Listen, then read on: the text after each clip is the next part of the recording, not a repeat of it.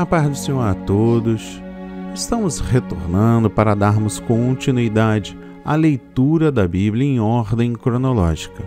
Hoje, no 77º dia, lendo esta linda história que Deus escreveu para nós, trago para a leitura os capítulos 3, 4, 5 e 6 do livro de Josué.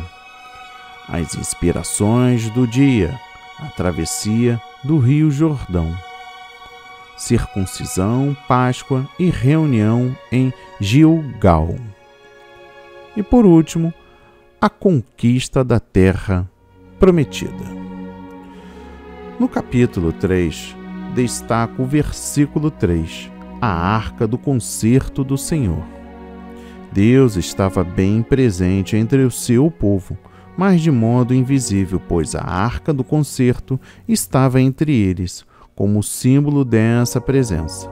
Uma vez que os israelitas agora estavam sendo conduzidos para possuírem a terra prometida, o Senhor também se manifestava entre eles abertamente através de milagres.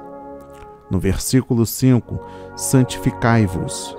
Este ato de santificação, conforme o livro de Êxodo, capítulo 19, versículos 10, 14 e 15, fala do princípio que Deus não opera poderosamente em favor do seu povo se este não estiver intimamente puro e em harmonia com a sua vontade. Antes de pedirmos que Deus opere sinais e maravilhas em nosso meio, devemos verificar se nosso coração é puro e se nossos desejos estão sob a orientação do Espírito Santo. No versículo 13, as águas pararão no montão. Deus dividiu as águas do Jordão exatamente como ele dividira as águas do Mar Vermelho. Esse milagre foi uma evidência clara que Deus vivo estava presente entre o seu povo. Com esta demonstração evidente do seu poder, Deus fortaleceu a fé do seu povo para enfrentar os desafios da conquista da terra prometida. Sem o poder divino, eles não teriam tomado as cidades muradas, nem continuado a avançar ante a extrema oposição para subjugar a nova terra. No capítulo 4, destaca o versículo 6. Vossos filhos. Deus queria que seu povo sempre cuidasse da fé dos seus filhos. As pedras memoriais colocadas nas ribeiras do Jordão ensejavam uma oportunidade para os pais ensinarem aos seus filhos a respeito do poder e a fidelidade de Deus. Através desses ensinos, os filhos temeriam ao Senhor vosso Deus todos os dias. No versículo 21, que significam estas pedras? Um monumento de pedras era frequentemente usado para relembrar as gerações futuras a respeito do livramento divino e da sua graça para com seu povo. O crente de hoje pode escolher certas coisas ou lugares como memoriais para relembrar as grandes coisas que Deus fez por eles.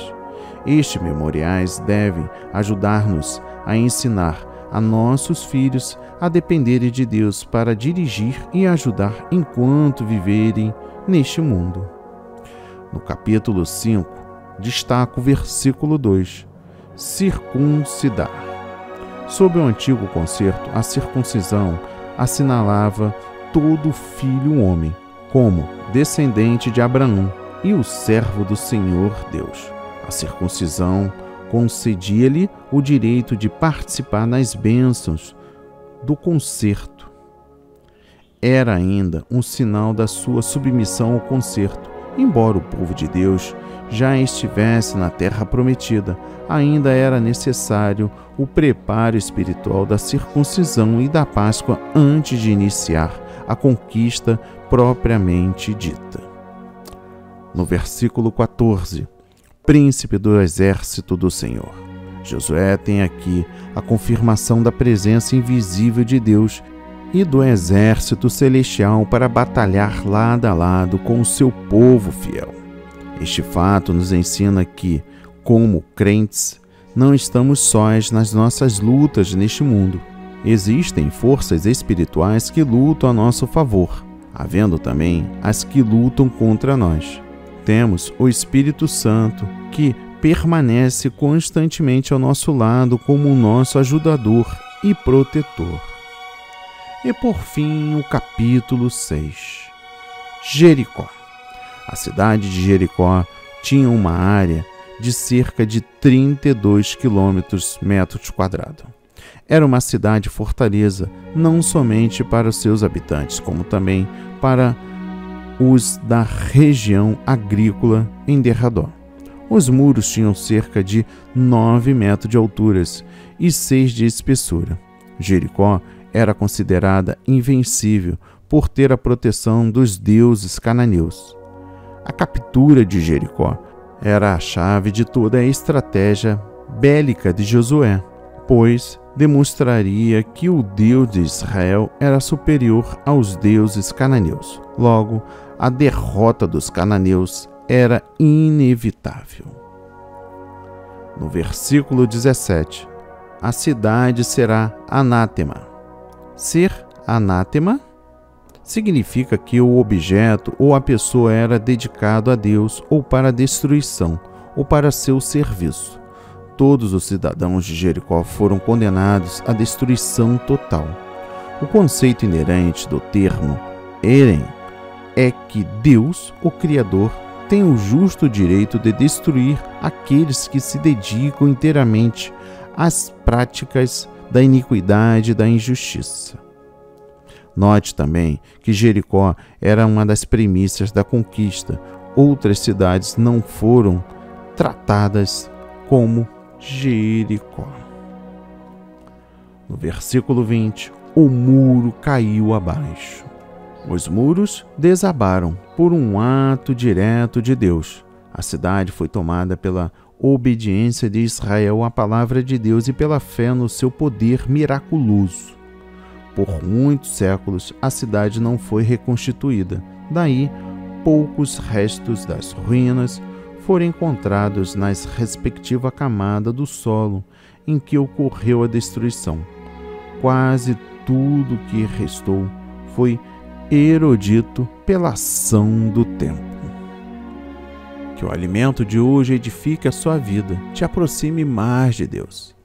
A leitura da Bíblia é o caminho correto, onde você aprende, ensina e ouve a palavra de Deus. Não retenha do que você aprendeu, compartilhe com a sua família. É importante que a palavra de Deus seja semeada no seu lar. Amém e graças a Deus.